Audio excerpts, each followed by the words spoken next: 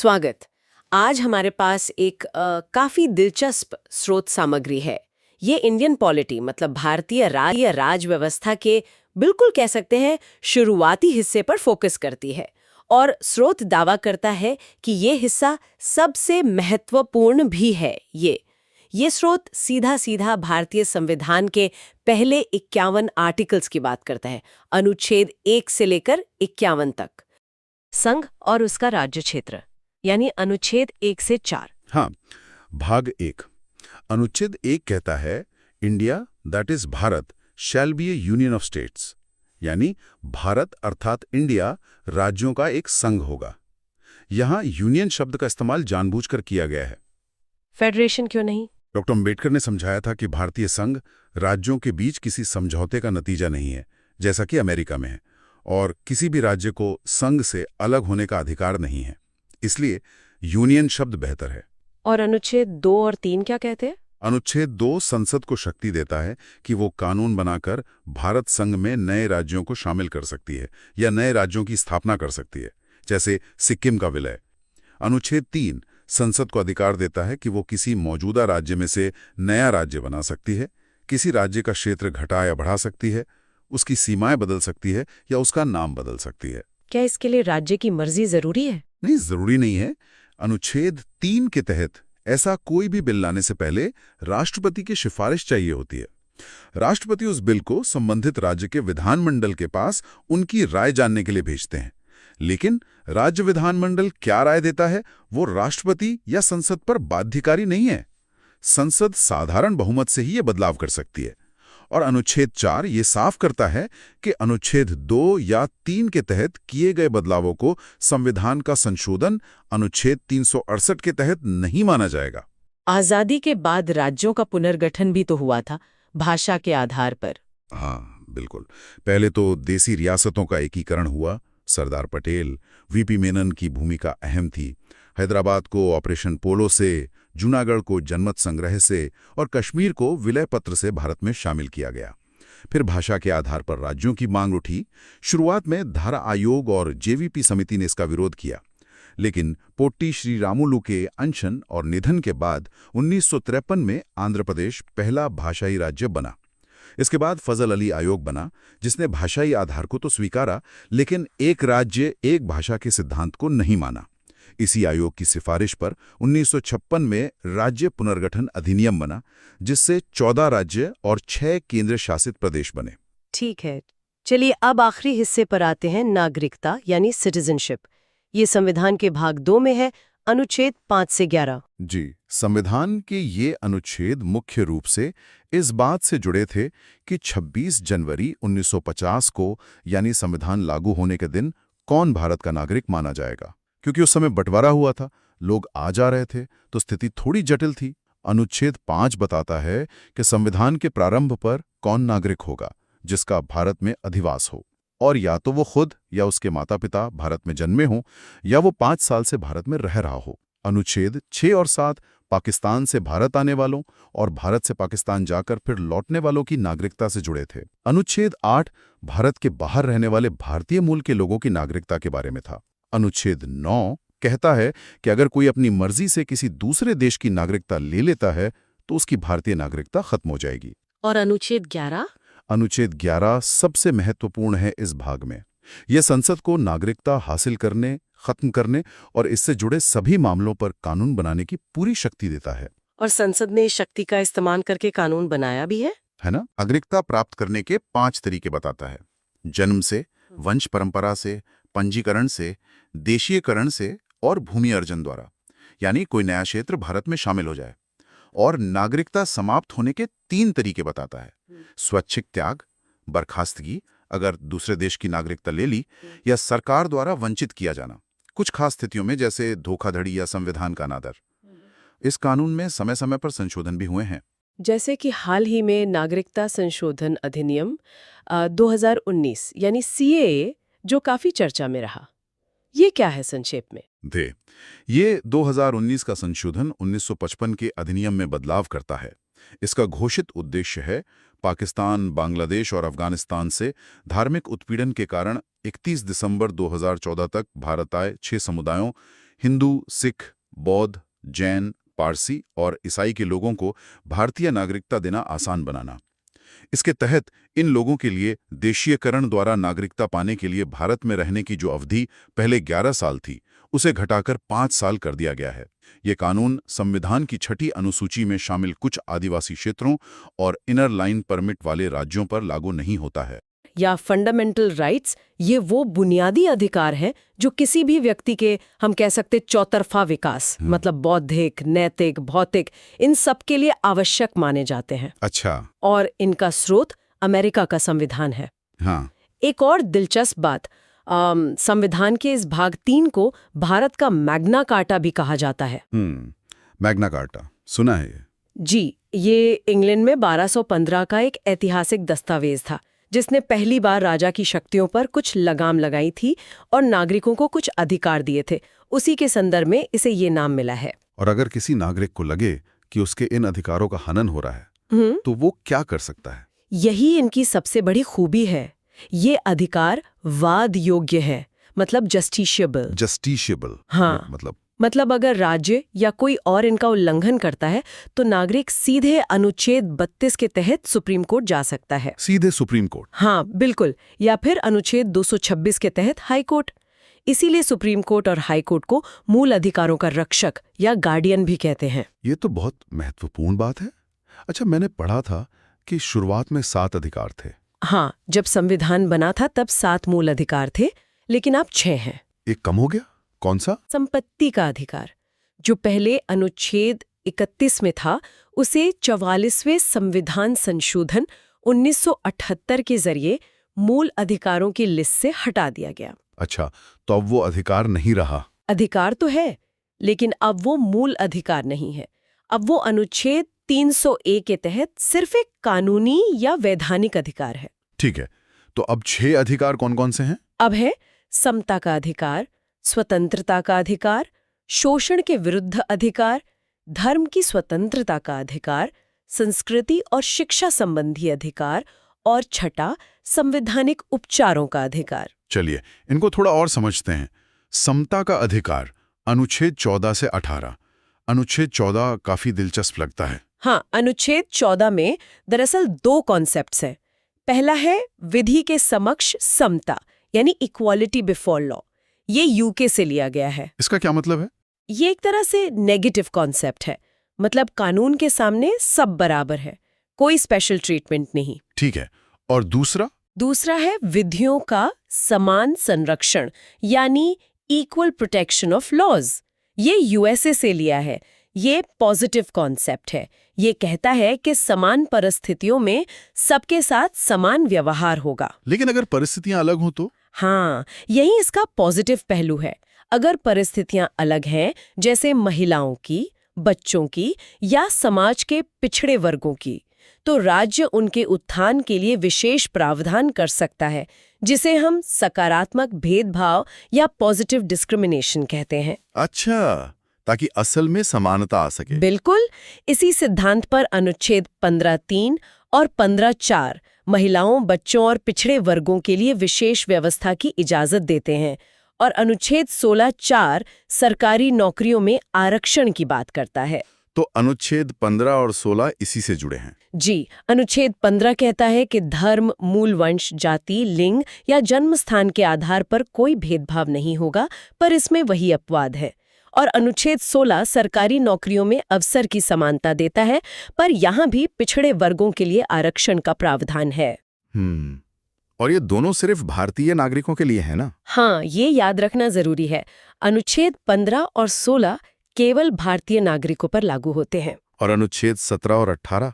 अनुच्छेद 17 तो बहुत सीधा है। ये अस्पृश्यता, मतलब छुआछूत, का अंत करता है।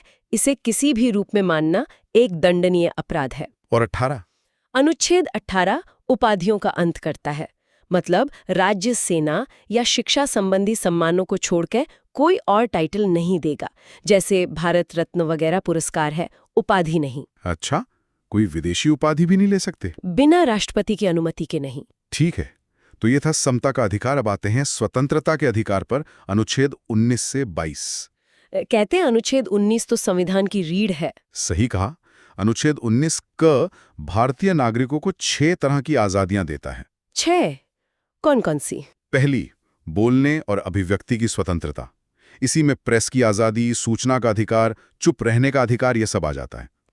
यूनियन बनाने की स्वतंत्रता। चौथी, देश में कहीं भी आने जाने की स्वतंत्रता। कहीं भी? हाँ, भारत के राज्य क्षेत्र में।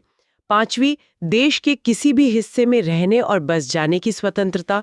और छठी, कोई भी प्रोफेशन, व्यापार या कारोबार करने की स्वतंत्रता। लेकिन ये सब अनलिमिटेड तो नहीं होंगे? बिल्कुल नहीं। यहीं पर अनुच्छेद 19(2) से 19(6) आते हैं। इनमें बताया गया है कि किन आधारों पर इन स्वतंत्रताओं पर युक्ति युक्त निर्बंधन यानी रीजनेबल रिस्ट्रिक्शंस लगाए जा सकते हैं। जैसे देश की सुरक्षा, एकता, अखंडता, पब्लिक ऑर्डर, नैतिकता, मानहानि या कोर्ट की अवमानना। मतलब संतुलन बनाना जरूरी है। लेकिन एक स्वर्ण त्रिभुज या गोल्डन ट्रायंगल की भी बात सुनते हैं, वो क्या है? हाँ, ये एक बहुत महत्वपूर्ण कॉन्सेप्ट है जो न्यायपालिका ने विकसित किया है। अनुच्छेद 14 यानी समता का अधिकार, अनुच्छेद 19 यानी स्वतंत्रता का अधिकार और अनुच्छेद 21 यानी प्राण और दैहिक स्वतंत्रता का अधिकार। इन तीनों को मिलाकर मूल अधिकारों का स्वर्ण त्रिभुज कहा जाता है। क्यों? क्योंकि ये तीनों मिलकर ही व्यक्ति की गरिमा और आजादी को सही मायने में सुनिश्चित करते हैं। एक के बिना दूसरा अधूरा है, ऐसा माना जाता है। और अनुच्छेद 21, प्राण और दैहिक स्वतंत्रता, इसका दायरा तो काफी बढ़ गया है समय के साथ। हाँ, बहुत ज्यादा। खासकर मेनका गांधी केस 1978 के बाद सुप्रीम कोर्ट ने इसकी बहुत व्यापक व्याख्या की है। अब इसका मतलब सिर्फ सांस लेना या जीवित रहना नहीं है। तो फिर क्या है? इसका मतलब है मानवीय गरिमा के साथ जीना। इसमें बहुत सारे अधिकार शामिल माने गए हैं, जैसे निजता का अधिकार, राइट टू प्राइवेसी, जो पुट्टुस्वामी केस के बाद और पुख्ता हुआ। हाँ, राइट टू प्राइवेसी तो बहुत चर्चा में रहा। बिल्कुल। इसके अलावा स्वच्छ पर्यावरण का अधिकार, आश्रय का अधिकार, स्वास्थ्य का अधिकार, विदेश यात्रा का अधिकार, अपना जीवन साथी चुनने का अधिकार, यहाँ तक कि गरिमापूर्ण मृत्यु का अधिकार भी पैसिव यूथेनेशिया के रूप में अरुणा शानबाग केस में माना गया। अच्छा, और शिक्षा का अधिकार? हाँ, वो भी। 86वें संविधान संशोधन 2002 से अनुच्छेद 21A जोड़ा गया। ये 6 से 14 साल के बच्चों के लिए मुफ्त और अनिवार्य शिक्षा को एक मूल अधिकार बनाता है। ये भी अनुच्छेद 21 का ही विस्तार है। ठीक है। अब अनुच्छेद 20 और 22 भी स्वतंत्रता के अधिकार में हैं। ये गिरफ्तारी से जुड़े हैं। जी, अनुच्छेद 20 उन लोगों को संरक्षण देता है जिन पर कोई अपराध करने का आरोप है। इसमें 3 मुख्य बातें हैं। क्या है वो? पहला, किसी को उसी कानून के तहत सजा मिलेगी जो अपराध के समय लागू था, बाद में बने कानून से नहीं। No ex post facto law. दूसरा, एक ही अपराध के लिए 2 बार सजा नहीं मिलेगी, नो डबल जेपर्डी। और तीसरा, किसी को अपने ही खिलाफ गवाही देने के लिए मजबूर नहीं किया जाएगा, नो सेल्फ इंक्रिमिनेशन। और अनुच्छेद 22? अनुच्छेद 22 गिरफ्तारी और हिरासत से संरक्षण देता है। इसमें 2 तरह की गिरफ्तारी की बात है।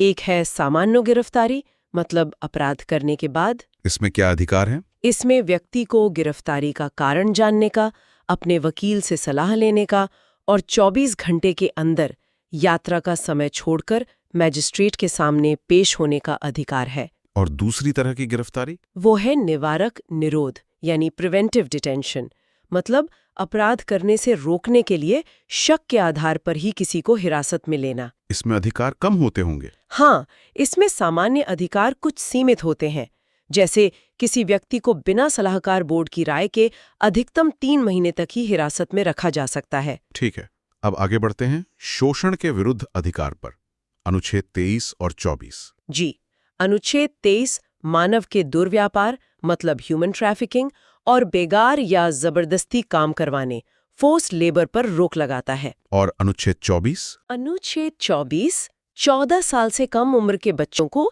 किसी भी कारखाने, खान या जोखिम भरे काम में लगाने से रोकता है।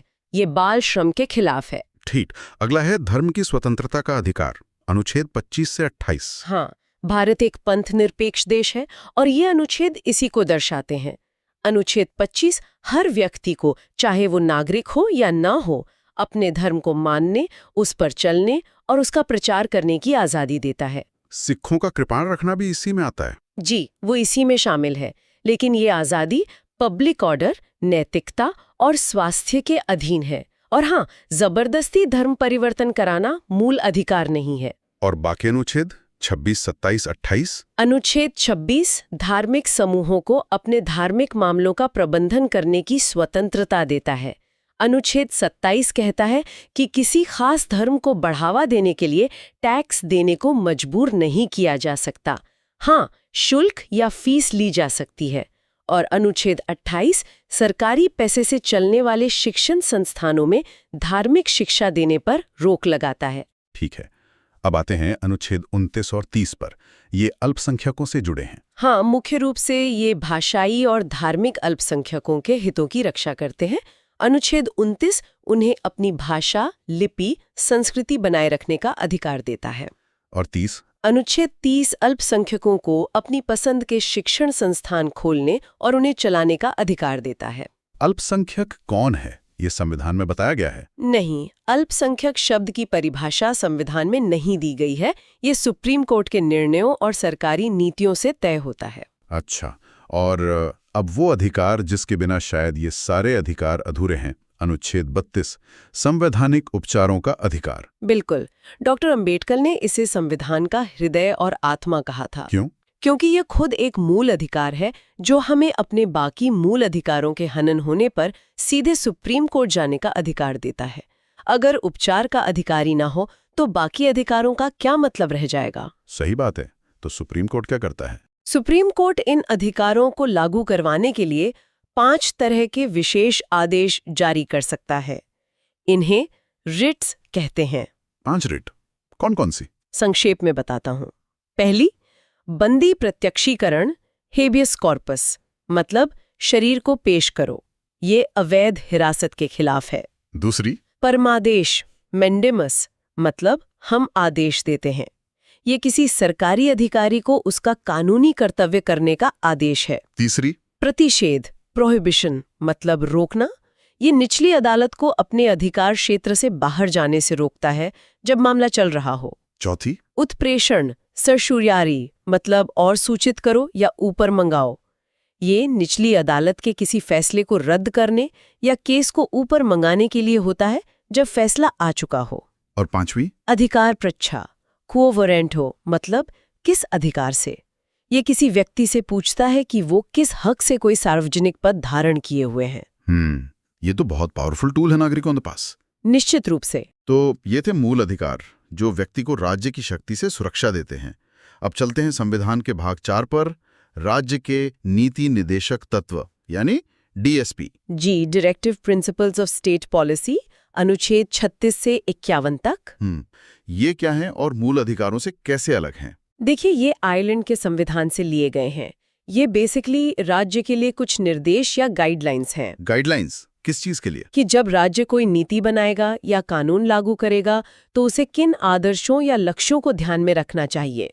इनका मेन मकसद है भारत में एक लोक कल्याणकारी राज्य, मतलब वेलफेयर स्टेट बनाना। और सामाजिक आर्थिक लोकतंत्र को बढ़ावा देना, है ना? बिल्कुल, सामाजिक और आर्थिक न्याय सुनिश्चित करना इनका लक्ष्य है। तो ये मूल अधिकारों से अलग कैसे हुए? सबसे बड़ा अंतर ये है कि ये गैर न्यायोचित हैं, मतलब नॉन जस्टिसेबल। अनुच्छेद 37 ये साफ कहता है। इसका मतलब? इसका मतलब ये कि अगर सरकार इन निर्देशों का पालन नहीं करती है तो आप उन्हें लागू करवाने के लिए कोर्ट नहीं जा सकते। अच्छा, तो फिर इनका क्या फायदा?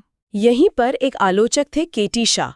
उन्होंने इनकी तुलना एक ऐसे चेक से की थी जो बैंक अपनी सुविधा से ही अदा करेगा। ये तो दिलचस्प है। लेकिन अनुच्छेद 37 ये भी कहता है कि भले ही ये कोर्ट में लागू न हो, पर ये देश के शासन में मूलभूत है और कानून बनाने में इन तत्वों को लागू करना राज्य का कर्तव्य होगा।